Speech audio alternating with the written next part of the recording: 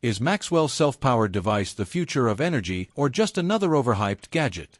After a full 30 days off living exclusively with it, I'm finally ready to break down every single claim, every performance detail, and every moment of this unusual month.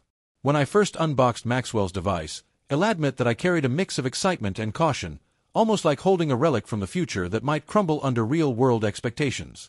For years, the idea of a self-powered machine, one that feeds itself energy indefinitely, has lived somewhere between scientific wonder and hopeful myth. But on day one, I took a leap, unplugged everything from my usual power sources, and committed fully to his invention, promising myself and my viewers that I wouldn't sugarcoat a single moment of this journey. Now, 30 days later, the dust has settled. The novelty has faded, and what remains is the truth about how this device performs in the real world, inside a normal household, in the hands of someone not trained as an engineer, but as a curious and determined observer. The first thing I noticed on day one was how quiet the device was, almost eerily silent, like a machine that should be humming or vibrating, yet wasn't showing any signs of internal struggle. I had expected at least some kind of minor noise, a fan kicking in, a faint pulse of energy, something to reassure me that electricity was actually being produced. Instead, it just sat there on my table, a small box no larger than a microwave, with a soft blue indicator light that blinked every few seconds as if to say, "Don't worry, I'm working." My first task was simple: power my laptop and ASML lamp for the evening. The device handled both effortlessly. And I remember thinking at the time that if this was the baseline, I was in for an interesting month. But of course, powering a laptop and a lamp is not the same as running a full household. And the next morning, I decided to push things further. It plugged in my refrigerator. It hummed to life, lights flickering on inside, the familiar vibration running through its frame, and for a moment, I stood there just staring at Maxwell's device like it had performed some kind of magic trick. Refrigerators are notoriously demanding appliances, so seeing it run smoothly was my first sign that the claims behind this technology might actually have substance. But I also knew that a single success didn't mean everything would remain perfect for a full 30 days.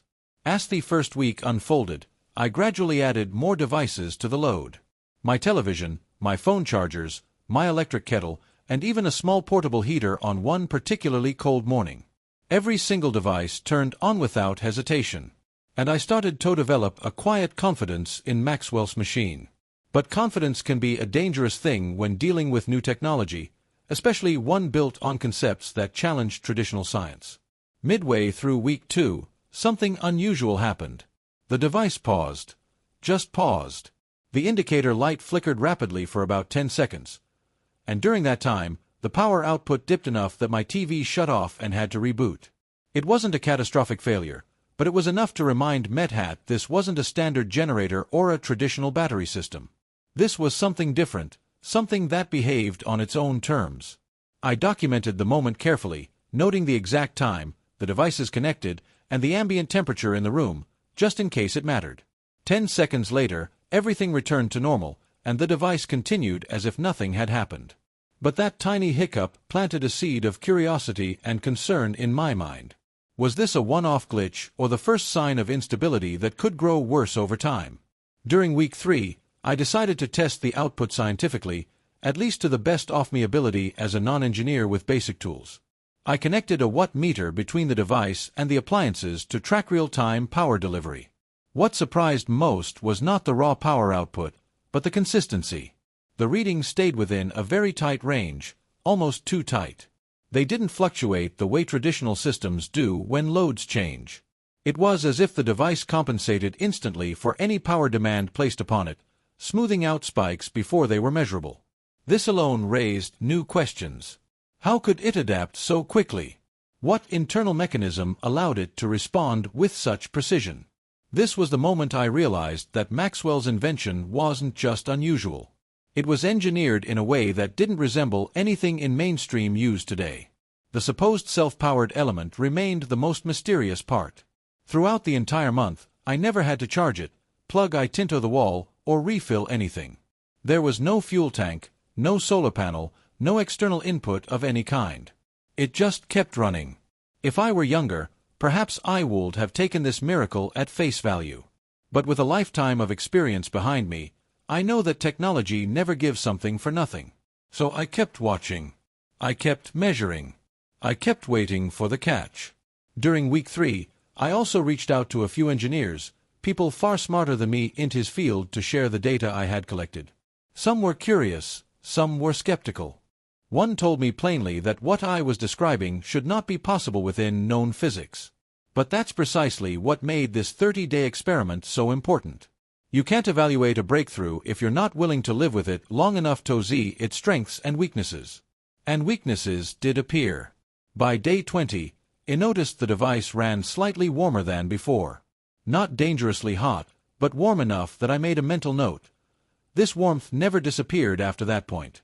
It remained a constant presence for the rest of the month. Around day 23, I encountered my second hiccup. The device's output dipped again, this time for nearly 30 seconds.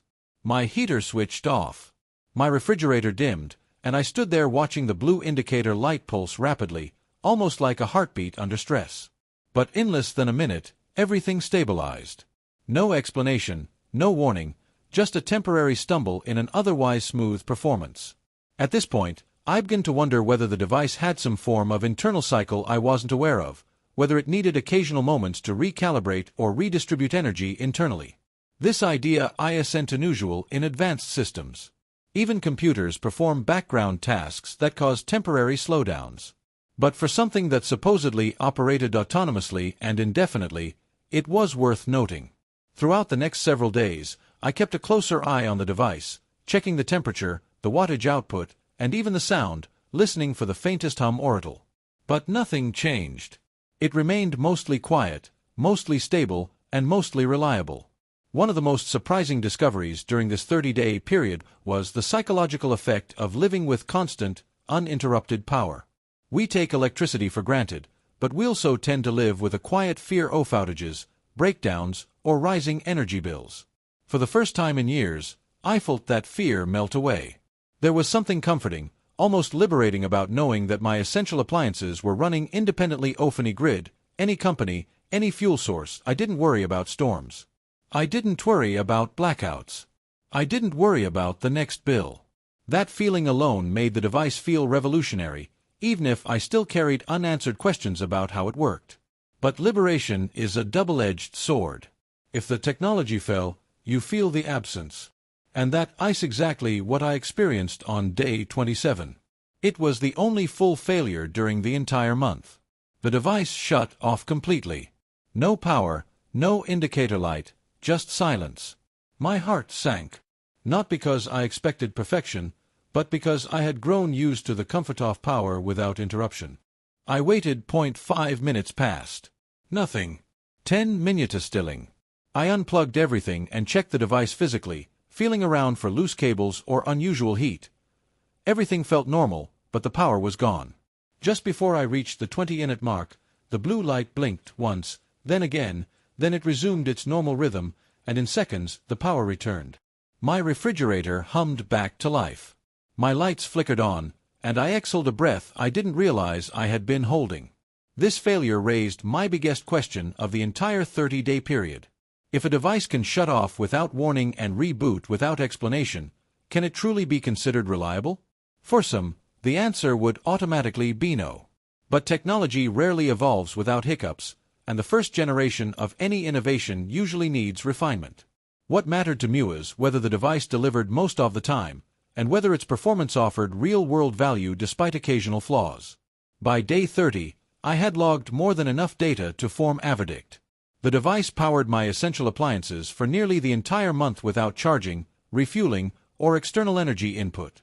It delivered consistent wattage, handled high-demand appliances, and demonstrated an adaptability that is rare in consumer-level technology.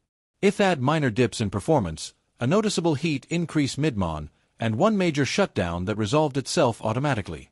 It raised scientific eyebrows and stirred healthy skepticism. But it also delivered something that no ordinary power system has ever given me, the ability to step entirely outside the grid and continue living normally.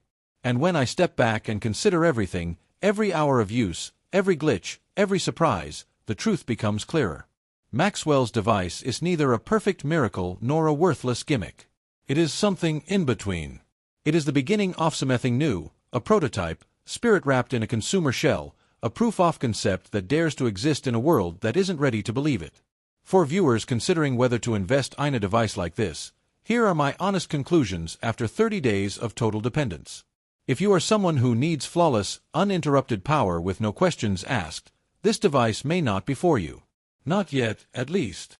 If you are someone who enjoys testing new technology, who sees value in being an early adopter, or who wants a taste of true energy independence, this device may just surprise you.